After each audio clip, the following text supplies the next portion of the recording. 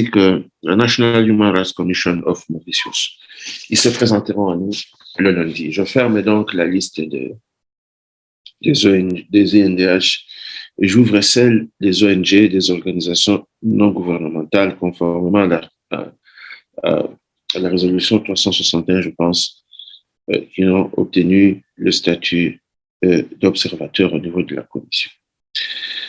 Alors, la première organisation non gouvernementale qui va faire sa déclaration, c'est le Centre de documentation et de formation sur les droits de l'homme, en sigle CD-FDH. Numéro d'affiliation 525 et le discours sera présenté par M. Godwin Kokou Etse. Le CD-FDH. Oui.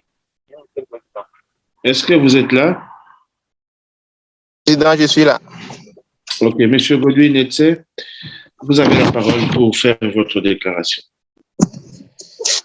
Merci, Monsieur le Président de la Commission, honorable commissaire en vos rangs, des titres respectifs, tout protocole strictement respecté, le Centre de documentation et de formation sur les droits de l'homme et les membres du pôle d'avocats et de défenseurs des droits de l'homme togolais vous remercie de l'intérêt que vous accordez à la situation des droits de l'homme au Togo.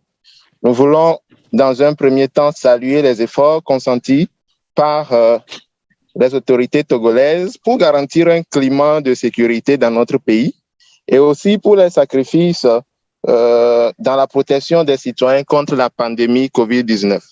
Seulement, malgré ces efforts consentis, le CDFDH a noté dans le cadre de ses actions de monitoring et de suivi de la situation des droits de l'homme des préoccupations sur un certain nombre de points que nous souhaitons aujourd'hui partager avec vous. Dans un premier temps, sur la protection de l'espace civique, nous voulons encore une fois attirer votre attention sur l'existence d'un certain nombre de dispositions issues des récentes réformes légales et qui, selon notre analyse, ouvriraient la porte à des abus. Sur la question de la liberté d'expression, on note des dispositions fixant des limites excessives au contenu des discours, notamment dans la loi sur la sécurité intérieure, la loi sur la cybercriminalité et le code de la presse et de la communication et du code pénal. Sur la base de ces dispositions, entre novembre et décembre 2021, à Lomé, 3 journalistes et 1 activiste critiques au pouvoir ont été arrêtés et détenus avant d'être provisoirement libérés et placés sous contrôle judiciaire. Un tel climat renforce malheureusement l'autocensure au niveau de plusieurs médias à Lomé comme à l'intérieur du pays. Pour ce qui est de la liberté syndicale et du droit de grève, de récentes réformes du cadre juridique ont accru le pouvoir de contrôle de l'État sur les modalités de création de syndicats et l'exercice du droit de grève. Le secteur de l'éducation traverse actuellement une crise liée à l'exercice des dits droits par un mouvement d'enseignants réclamant de meilleures conditions de vie et de travail. Le mouvement de grève a connu une opposition de l'administration qui se traduit par la sanction de 146 enseignants exclus de la fonction enseignante. Aussi, 3 responsables du dit mouvement ont été arrêtés par les forces de l'ordre et sont actuellement détenus. En janvier 2021, 8 responsables du même syndicat avaient été arrêtés, détenus pendant plusieurs jours avant d'être libérés. Enfin, sur les conditions de détention, et comme mentionné dans nos précédentes déclarations, Monsieur le Président, nous voulons attirer l'attention de la Commission sur la situation de certains citoyens détenus dans des conditions difficiles et dont les procédures judiciaires souffrent toujours de plusieurs irrégularités. C'est le cas des personnes arrêtées dans l'affaire dite Tigre Révolution et détenues depuis bientôt 3 ans. Dans le cadre du monitoring et de l'assistance juridique effectué par les membres de notre pôle d'avocats et de défenseurs des droits de l'homme, certains de ces détenus ont confié avoir été victimes d'actes de torture et de mauvais traitements et souffrent actuellement de problèmes de santé. C'est le cas de Aziz Abdul Goma et 3 de ses proches arrêtés par les forces de l'ordre le 21 décembre 2018. Il est détenu depuis lors sans aucun jugement.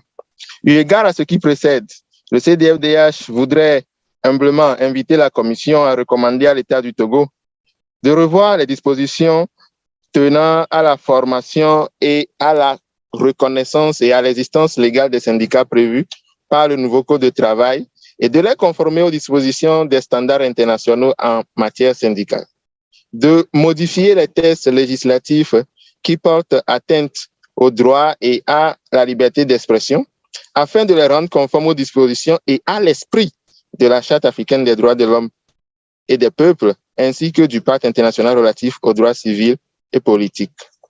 De garantir le droit à un procès équitable à tous les journalistes et leaders politiques actuellement en détention ou placés sous contrôle judiciaire. De mener sans délai des enquêtes impartiales et réprimer les actes de violence volontaire et de torture portant atteinte au droit à l'intégrité physique et morale et au droit à la vie perpétrés par les forces de l'ordre lors des arrestations et détentions des individus. Monsieur le Président, honorable commissaire, je vous remercie. Merci beaucoup, Monsieur Godwin Koko Etse, pour la situation des droits de l'homme que vous venez de brosser en ce qui concerne le Togo. Je suis moi-même le rapporteur pays du Togo. J'ai pris bonne note de l'ensemble de vos préoccupations. Il y a des éléments positifs que vous mettez à la charge du gouvernement. Le climat de sécurité, chaque fois qu'on en parle, on entend toujours les gens parler du climat d'insécurité, mais ici, on a le contraire. Qui est lié au Togo pour l'instant, c'est bien, c'est une bonne nouvelle. Mais il reste quand même des domaines de préoccupation comme le pool, le panel des défenseurs des droits de l'homme qui travaillent au niveau du centre de documentation et de formation sur les droits de l'homme au Togo, notamment la question des libertés d'expression, des journalistes qui sont arrêtés parce qu'ils font leur travail. Les journalistes sont des défenseurs des droits de l'homme. Vous avez parlé également des libertés d'association, du droit de grève avec cet accroissement du pouvoir de l'État, des responsables syndicaux qui sont arrêtés parce qu'ils exercent ce travail-là, justement, des libertés syndicales. En matière de détention, vous stigmatisez le fait qu'il y a des gens qui sont détenus dans des conditions difficiles, de manière générale et de manière particulière pour quelques-uns d'entre eux, notamment ceux qui ont été arrêtés dans le cadre de l'affaire dite de la Révolution. Je n'ai pas bien suivi le nom de l'affaire, mais ça doit être cette affaire-là.